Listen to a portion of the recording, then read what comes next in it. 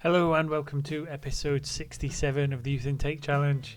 We've got the Youth Intake preview, a mid-season update and a few staff changes to look forward to, so stick around and I'll take you through it.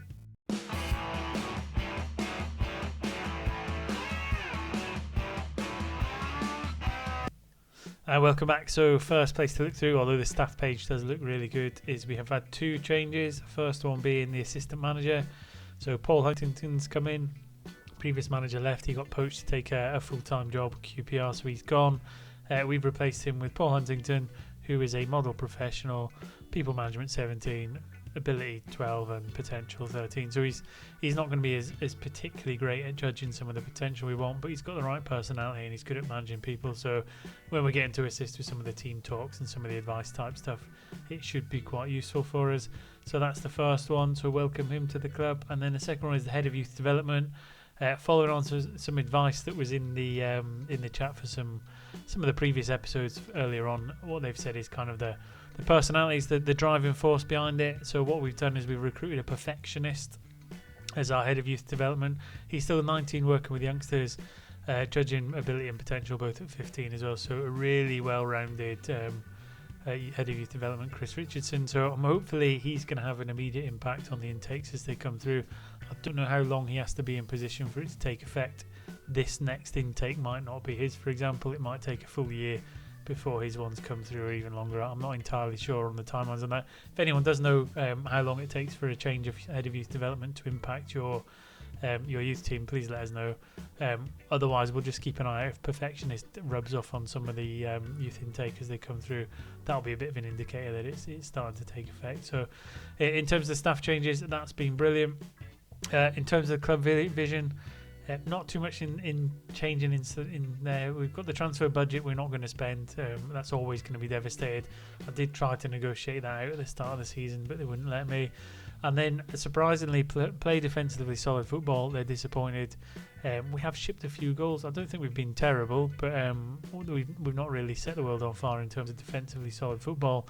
I think really we need some centre backs and we need them in sharpish just to stay us up, because we haven't really got too much on there. In terms of the board requests, I have put another one in to build a new stadium, which would be fantastic and I think could increase the revenue. And certainly put us in a much better financial footing moving forward. Not to say we're bad, but I think we should always try and grow as much as we can. And then in terms of club info, we have got another affiliate. So I think the last one we got was Fiorenz. We've got Nagoya from Japan, Zwolle from Netherlands.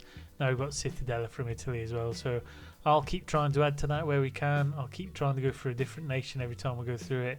I can't go for one at the minute, but as soon as the option is available, we will go through that and do some more.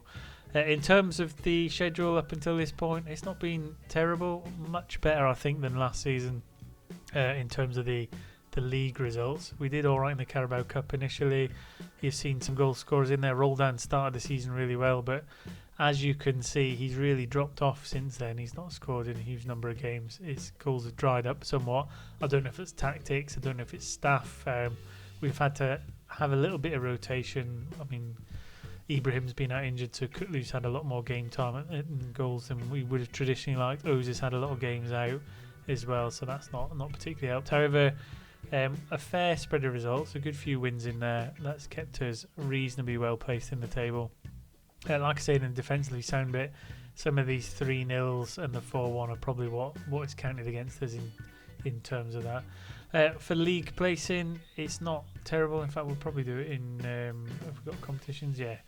So in the competitions, we're currently 12th on 19 points. So we're only 4 points out of the playoffs. So we're not too far off the chasing pack to maybe put a late push into Europe. But we are a little bit clear of the relegation zone. We're 7 points clear from there. So we're actually closer to Europe than we are to the relegation zone. So that's a positive. Top goal scorer, as we said, Roldan on 6. He's not scored many. I mean, he got a hat-trick on the opening day of the season. So it just shows you how poor he's been since then. 14 games and only 3 goals. That's got to change. In terms of the Carabao Cup, we got to the 4th round. We were knocked out by Norwich. It was a fairly tight game, but they've put us out, and unfortunately we've got them again in the FA Cup, so it could be they do the double overs in the cup competitions this year, although I'm going to do my best to try and put out a really strong side to that game, because I'd like a cup run if we can this year. In terms of transfers, just a couple of players we're trying to get out on loan. So Dave White, we're looking to get out loan on the end of the season to Port Vale. That should go through. He's got a bit of a per month payment for that. And James Carter, one of the young defenders, he's not getting any game time as it currently stands. He is another centre back we can potentially develop. So I need him to get some game time because, as I've said at the start of the episode, we're struggling at the back. We need some more defenders coming through, and he might well be one of them. So that's another positive move on that front. In terms of development centre, again, first team candidates, Ricardo Duncan or Richardo, I'm not sure which one it is, but he's one of the first team candidates already. He only came in the last youth intake, so it just shows you what potential level he's got. Dave White pushing for first team, and Tom Houghton, who picked up an injury right at the start of the season. He's not yet got any game time. He is just about back from fitness, but he needs to get slotted back in at some point and find his position, and that might lead to a positional change, which we'll talk about more as the episode goes on. But an advanced midfielder, maybe play someone just behind the front man and drop the defensive midfielder, which I know is risky when we're shipping some goals, but again I think we might need to change something to just get a bit more support going up top so we can get a few more goals. What else is there to tell you on then, other than the tactics largely remain the same? We've gone defensive midfielder, ball winning, advanced playmaker. Again, I'm still trying to find out the perfect formula in there to get the best out of the three we've got. Other than that, largely unchanged. We've not got two inside forwards, we've got one winger, one inside forward, but it's not made too much of a difference. And like I said towards the end of the season review last year, we need to spread more goals around the top end, and it's just not quite happening the way we want. So again, that's on me to find a way to get a few more goals into the team, whether that's a few more attacking roles. Into the squad then, players who have got a few more appearances this year than they maybe would have other years. So let's have a look in there. So Ahmed Sakoda, he's one that's worth looking at. He's already worth 81 to 93 million. I think he'll be the long-term replacement for Soggy. Determined personality. His stats are really starting to increase in the right areas. He's looking like he might be a handy player. Ghanaian, advanced playmaker, hence why I changed the central midfielder role to try and make him sit a little bit better. Or whether we change him to a deep line to give us a bit more stability, I'm not sure. But we'll have a bit of a play with him, see if we can fit him to the right position for him. In terms of his development, you can see he's on a huge positive trajectory. That's because he's playing week in, week out. So and that will continue because he's a first teamer now. And in terms of his long-term development of attributes, he's had a major. So his stats have increased fantastically well across the board.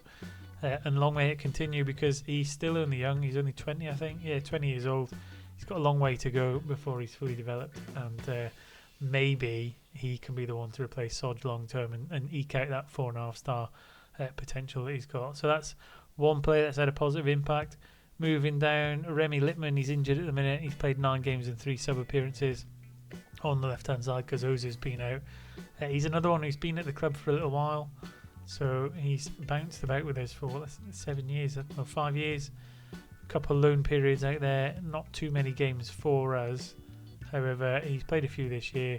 He's got a couple of goals and 4 assists. Played quite good on that left-hand side.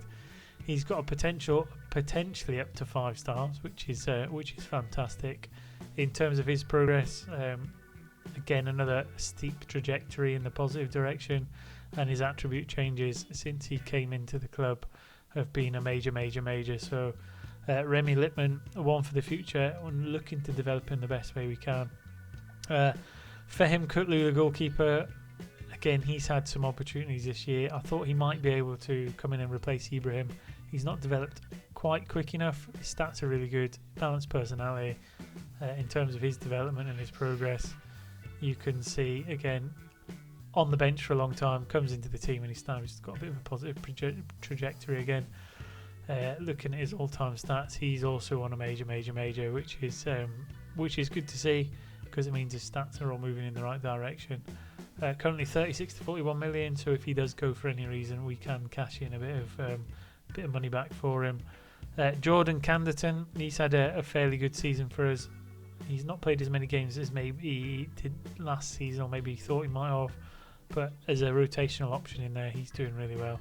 I won't go into his development as such, but a fairly good stat spread for a squad player. He's not going to get too much better than he is, I don't think, but he's currently doing all right, and we'll just continue to develop him in the background. Looking at other ones, Patrick Pepra, he's had a few games in there. We won't dig into him. He's not got the highest potential threshold we can. And then some of them ones down the bottom, not so many games, just the odd appearance here and there, sub appearances for the most part down the bottom end. But we will continue to blood them in. Bukaru, he's had his debut and he's had a sub appearance as well. Not perhaps the greatest training rating at the minute, but we'll try and get him back into the team when we can. And I've also thinned the squad out to a 25-man squad, so we don't have too many as well. Looking at the players in the under-21s, as usual, the bulk of them have gone out on loan, so we'll keep an eye on them when they're at their other clubs and then bring them back in once they've had a full year first team elsewhere. But again, looking at the players who've got the highest potential threshold, we've got Adam Bent, Richardo Duncan to Jay Rivers, 3 really young players we need to get brought in into the team. They've not got out on loan yet, they're still developing at the club. To Jay Rivers will be the next one to go out once we've got the offer in for him. Duncan and Bent not quite old enough yet to go out on loan, but as soon as they can, they will. Jesper Strid and Tom Houghton is there as well. Tom Houghton probably going to get reintroduced into the squad now he's back from injury, getting some game time so we can reach that 5-star potential. And then the other players in the under-18 squad, there's not too many left in there now. I've kind of filtered them all out as best I can, but the majority of them will get put into the 21 squad or put out on loan where we can. All that being said, that just leaves us really the intake preview, which I've got in the box here. And as you can see, we've got 5 A positions. So we've got a goalkeeper, defensive midfielder, attacking midfielder. Hence, we might do a tactic change to play a bit more offensively minded and put someone in that advanced slot, because that'll play into Sarkodie, Houghton, and a couple other players just to kind of develop them there. We don't have as many defensive midfielders. I know Oviehan might take a bit of a hit, but he can also play central midfielder. So we'll see how it goes. A striker, which is an essential. And then a couple wing backs, not quite in a position I want. A bit further forward, there is a left back on there, and then the centre backs, which is a bit disappointing, are the worst ones on there. I'd said at the start of the episode we're crying out for some centre backs to come in. We haven't got them well on paper as it looks like, because take this with a pinch of salt, it can always change. But if this comes out to be anywhere near 5 A-star players and we get 5 top talents come through again, that'll be a fantastic intake as we move forward. What we need to try and do is edge our way towards the top half of the table / Europe and see if we can increase the club stature, get some more affiliates, and then maybe expand the stadium as well. So hopefully that gives you a good update on where we are as we currently progress through the season. Again, if there's any players you want to have a look at in particular, just chuck their name in the comment section and I'll feature them in the next episode. But until next time, where I'll play through and I'll get to the next youth intake. Enjoy saves, enjoy games, and I'll see you soon. Take care.